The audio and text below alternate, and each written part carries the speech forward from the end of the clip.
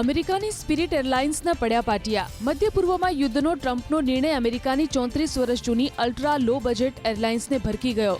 અમેરિકાની 8મી સૌથી મોટી એરલાઇન્સને રાતોરાત 9,000 ફ્લાઇટ રદ કરતા 18 લાખથી વધુ પ્રવાસીઓ રજડી પડ્યા. 17,000 કર્મચારીઓની નોકરી જોખમમાં. શિપિંગ કંપનીઓને અમેરિકન પ્રમુખ ટ્રમ્પની ધમકી. કહ્યું, હોર્મુઝમાંથી પસાર થવા બદલ ઈરાનને ચૂકવણી કરશો તો લાદીશું પ્રતિબંધ. યુદ્ધમાં જંગી ફટકા છતાં ટ્રમ્પની તુમાકી. ઈરાન યુદ્ધ મુદ્દે કોંગ્રેસની મંજૂરીની કોઈ જરૂર ન હોવાનો કર્યો દાવો. અમેરિકાના 9 મુદ્દાના પ્રસ્તાવનો ઈરાને આપ્યો જવાબ. IRGC સાથે સંકળાયેલી તસ્નીમ ન્યૂઝ અનુસાર પ્રસ્તાવમાં કામચલાઉ યુદ્ધ વિરામને બદલે યુદ્ધનો કાયમી ધોરણે અંત લાવવાનો આગ્રહ, ભવિષ્યના હુમલાઓ માટે સુરક્ષા ગેરંટી અને હોર્મુઝમાં નવા નિયમોનો પણ પ્રસ્તાવમાં સમાવેશ. યુદ્ધ સમાપ્ત કરવા માટે ઈરાનના નવા પ્રસ્તાવની સમીક્ષા કરી રહ્યા હોવાના અમેરિકાના રાષ્ટ્રપતિ ડોનાલ્ડ ટ્રમ્પે કરી વાત. મંજૂરી મળવાની શક્યતા નહીવત હોવાના ટ્રમ્પે આપ્યા સંકેત. ઈરાનને તેના ગુનાઓ માટે ચૂકવવી પડશે ભારે કિંમત. અમેરિકાના રાષ્ટ્રપતિ ડોનાલ્ડ ટ્રમ્પની ઈરાનને નવી ચેતવણી. ફરીથી કરી શકે છે હુમલા. યુદ્ધ બાદ ઈરાનની મિસાઇલ બનાવવાની ક્ષમતા માત્ર 15% બચી હોવાનો દાવો. આ ક્ષમતાને પણ કરાશે નષ્ટ. હાલમાં અમેરિકા અને ઈરાન વચ્ચે 3 અઠવાડિયાનો યુદ્ધ વિરામ. ઈરાની જહાજો પર અમેરિકાની કાર્યવાહીને લઈને ઈરાનનો દાવો. અમેરિકાએ ગેરકાયદે રીતે ઈરાની જહાજોને કર્યા જપ્ત. સમુદ્રી ડાકુની જેમ કરી રહ્યા છે કામ. ઇઝરાયલમાં નેતન્યાહુ સરકારના વિરોધમાં પ્રદર્શન. વર્ષ 2023માં હમાસે કરેલા હુમલાની તપાસની માગણી. પ્રધાનમંત્રી નેતન્યાહુ પર હુમલા બદલ પોતાનો ગુનો સ્વીકારવાનો ઇનકાર કરવાનો આરોપ. ચીનનો અમેરિકાને સીધો પડકાર. 5 ચીની કંપનીઓ પર લાદવામાં આવેલા અમેરિકાના પ્રતિબંધોને સ્વીકારવાનો કર્યો ઇનકાર. ઈરાન પાસેથી ઓઇલ ખરીદવાની પણ કરી વાત. અમેરિકન ડોલરની સામે તોડાઈ રહ્યું છે મોટું જોખમ. રશિયા યુરોપ સાથે ઓઇલ અને ગેસ માટે કરાર કરવાનો કરી રહ્યું છે વિચાર. રૂબલ અથવા ચીની કરન્સીમાં ચૂકવણી કરવાની તૈયારી. Academy of motion picture arts and સાયન્સે ઓસ્કાર એવોર્ડ્સ માટેના નિયમોમાં કર્યા મોટા ફેરફાર. અભિનય અને લેખનમાં નહીં ચાલે એઆઈનો ઉપયોગ. ફિલ્મ મેકર્સ અન્ય ટેકનિકલ કામો માટે આર્ટિફિશિયલ ઇન્ટેલિજન્સના ઉપયોગની આપવામાં આવી મંજૂરી. ભારતીય વીમા ક્ષેત્રમાં 100% વિદેશી રોકાણના ખુલ્યા દરવાજા. સરકારે જાહેરનામું બહાર પાડી ફેમામાં કર્યો સુધારો. વિદેશી કંપની માટે ભારતીય રહેવાસી નાગરિકની ચેરમેન, MD અથવા CEO તરીકે નિમણૂક કરવી ફરજિયાત. LIC પર વિદેશી નિયંત્રણ રોકવા માટે સરકારે 20%ની નાખી મર્યાદા.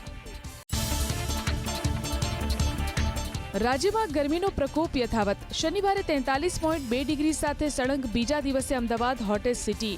6 શહેરોમાં 40 ડિગ્રીથી વધારે નોંધાયું તાપમાન. આગામી 3 દિવસમાં તાપમાન 3 ડિગ્રી જેટલું ઘટતા ગરમીમાં આંશિક ઘટાડો થવાની આગાહી. દેશમાં મે મહિનામાં ગરમીનો પ્રકોપ વધવાની અને લૂ વરસવાની આગાહી. હિમાલયની તળેટી, પૂર્વ કાંઠાના રાજ્યો ગુજરાત અને મહારાષ્ટ્રમાં કેટલાક દિવસોમાં લૂનો જોવા મળી શકે છે કહેર. દક્ષિણના રાજ્યોમાં અને ઉત્તર પૂર્વના રાજ્યોમાં ભારે વરસાદની આગાહી. કાળઝાળ ગરમી વચ્ચે દેશના જળાશયોમાં ઘટ્યું જળસ્તર. દેશના અડધાથી વધુ જળાશયોમાં 40%થી ઓછું પાણી. જળાશયોની સ્ટોરેજ ક્ષમતાની તુલનામાં હાલ 71.82 બિલિયન ક્યુબિક મીટર પાણી ઉપલબ્ધ. જો કે ગયા વર્ષની સરખામણીમાં જળસ્તર 14% વધારે. ટીએમસી નેતા અભિષેક બેનર્જીએ ફાલ્ટા પર ચૂંટણી લડવાનો ફેંક્યો પડકાર. ભાજપ અને ચૂંટણી પંચ પર નિશાન સાધ્યું. ડાયમંડ હાર્બરમાં ઘર્ષણને લઈને પણ કર્યા આકરા પ્રહાર. ડાયમંડ હાર્બરમાં પુનઃ મતદાન સમયે ટીએમસી અને બીજેપી કાર્યકર્તાઓ વચ્ચે થઈ હતી અથડામણ. પશ્ચિમ બંગાળ વિધાનસભાની ચૂંટણીમાં તૃણમૂલ કોંગ્રેસની મોટી જીતનો મમતા બેનર્જીનો દાવો. 200થી વધુ બેઠક ટીએમસી જીતશે. મમતા બેનર્જીએ એક્ઝિટ પોલના અનુમાનોને સંપૂર્ણપણે નકારી કાઢ્યા. કેન્દ્ર સરકારે સોફ્ટ ડ્રિંક્સ પરનો GST 28%થી વધારીને કર્યો 40%. ફળના નામ સાથે જોડી ડ્રિંક્સ બહાર પાડવાથી તેના પર નહીં લાગે ઓછો GST. ફ્લેવર્ડ મિલ્ક પર લેવાશે 5% GST. સરકારે 30 એપ્રિલના રોજ બહાર પાડ્યું જાહેરનામું. 1 મેથી નવા દરનો અમલ પણ શરૂ. વર્ષ 2025-24માં EDએ 2892 દરોડા પાડી. વિક્રમી 81,422 કરોડની સંપત્તિ કરી જપ્ત. મની લોન્ડરિંગના કેસોમાં ઈડીએ 214 લોકોને પકડ્યા. ધરપકડમાં 27% ઘટાડો. કુલ 812 ચાર્જશીટ કરી દાખલ. છેતરપિંડીનો ભોગ બનેલા લોકોને 32,000 કરોડથી વધુની મિલકતો કરી પરત. અમદાવાદની ફાર્મા પેઢીમાં દરોડા પાડી 1.21 કરોડની શંકાસ્પદ દવાનો જથ્થો કરાયો જપ્ત. મેદસ્વીતા ઘટાડવા માટેના ઇન્જેક્શનનું દર્દીની તપાસ પ્રિસ્ક્રિપ્શન વિના જ ઓનલાઈન કરાતું હતું વેચાણ. કેટલીક દવાઓ માદક દ્રવ્યો તરીકે નશાના હેતુ માટે ઉપયોગમાં લેવાતી હોવાની ચોંકાવનારી વિગતો આવી સામે. રાજ્યમાં એક મહિનામાં ઝડપાયું 1,000 કિલો નકલી પનીર. એપ્રિલ માસ દરમિયાન કુલ 4,193 એકમોની કરાઈ તપાસ. નિયમોનું ઉલ્લંઘન કરનારી પેઢીઓ પાસેથી વસૂલાયો 2,84,000થી વધુનો દંડ.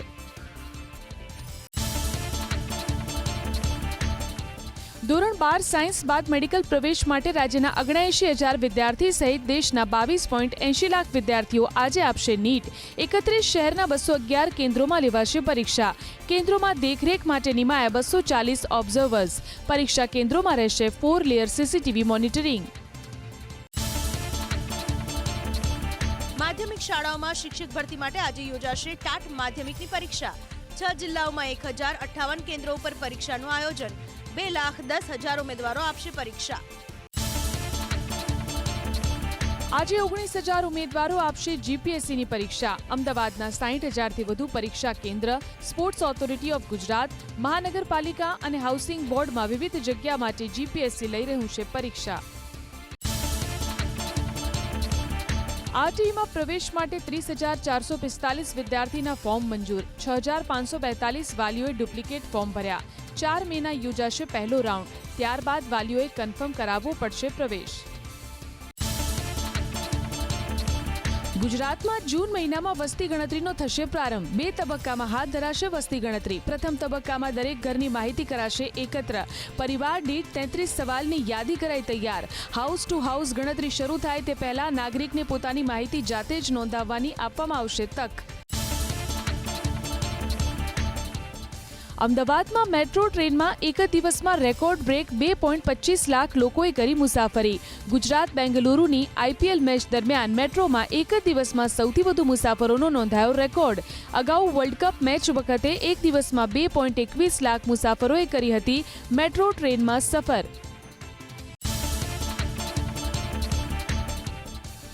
અમદાવાદમાં 3 વર્ષમાં 3,600થી વધારે ડ્રાઇવિંગ લાયસન્સ કરાયા સસ્પેન્ડ. આરટીઓ પોલીસની કાર્યવાહીનો સૌથી વધુ ભોગ દૈનિક અવરજવર કરતા 2 વ્હીલર અને 4 વ્હીલર ચાલકો બન્યા. બેફામ દોડતા ડમ્પર, ખાનગી બસ સહિતના ભારે વાહનો સામે કોઈ કાર્યવાહી નહીં.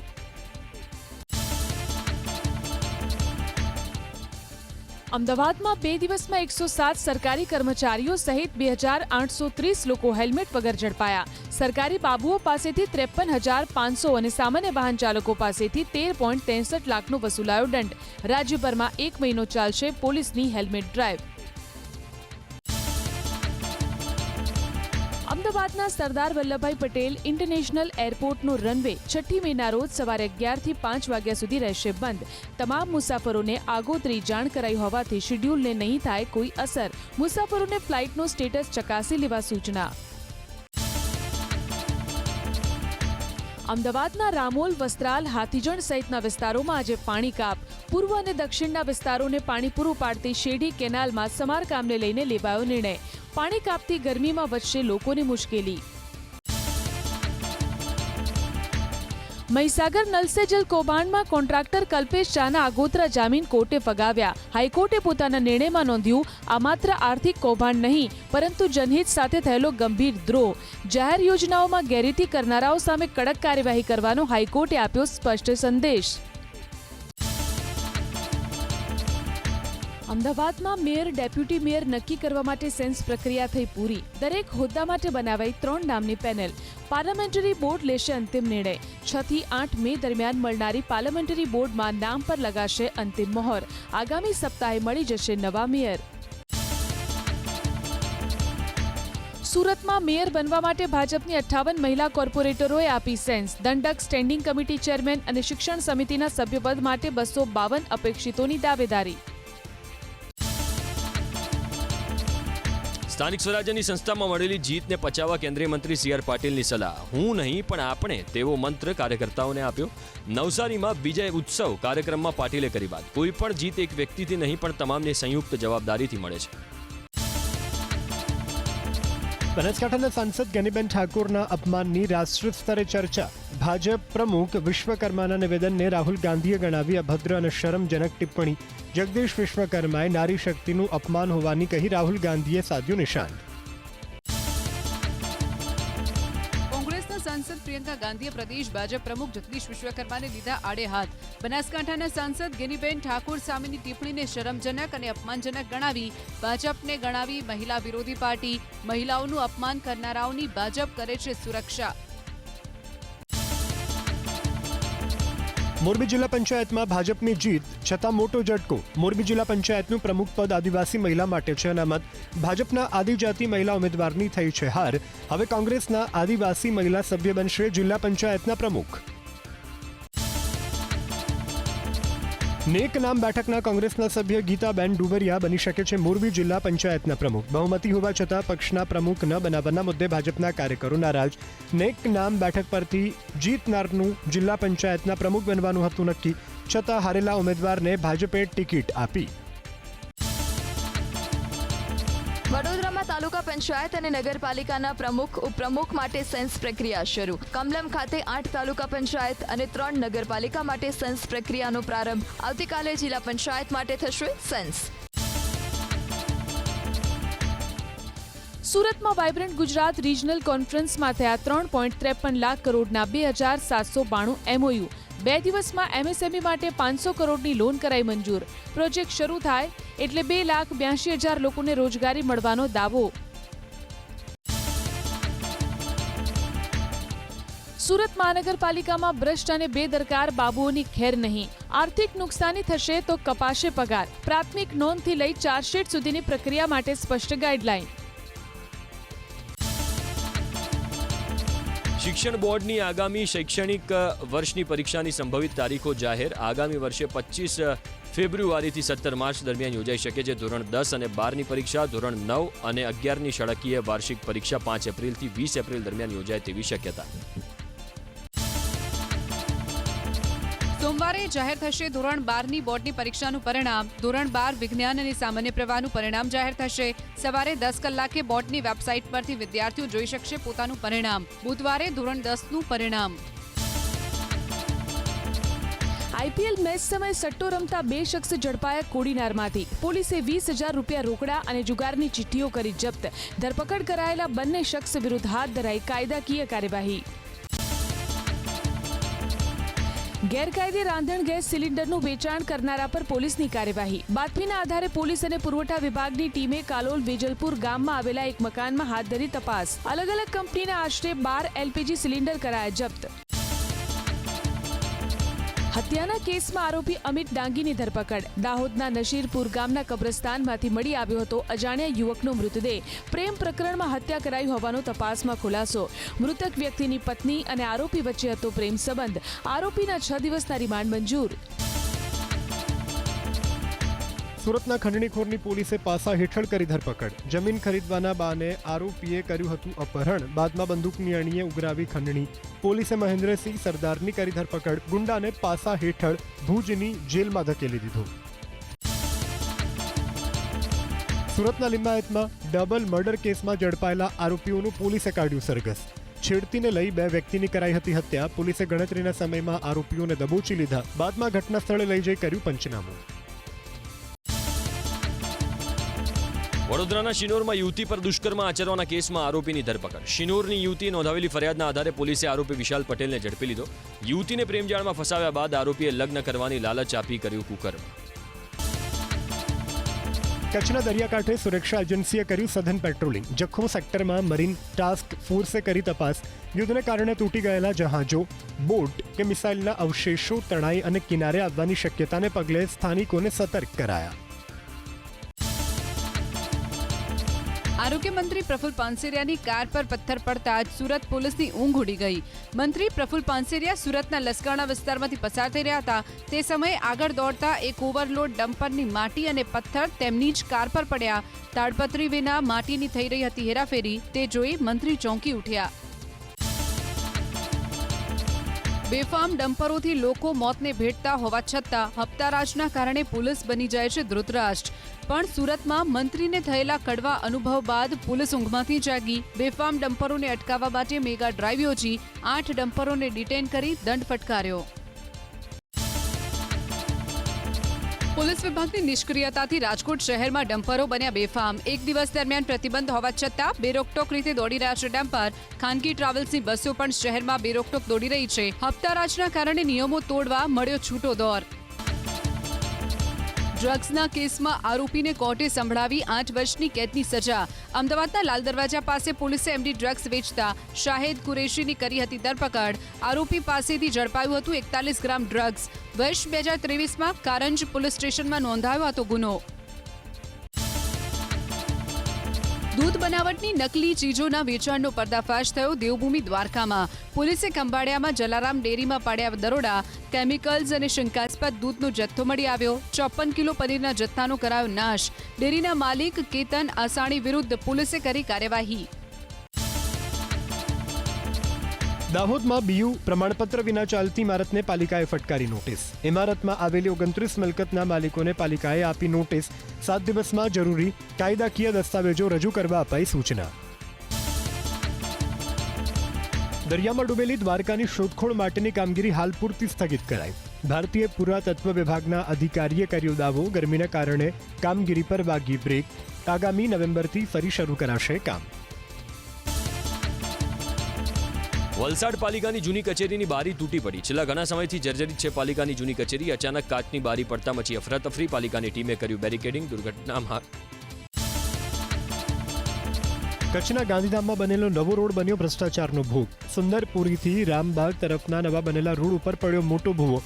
રોડની ગુણવત્તા સામે ઉઠ્યા સવાલ. રોડ બનાવવામાં કૌભાંડનો આરોપ. કોન્ટ્રાક્ટર વિરુદ્ધ કાર્યવાહીની સ્થાનિકોએ કરી માંગ.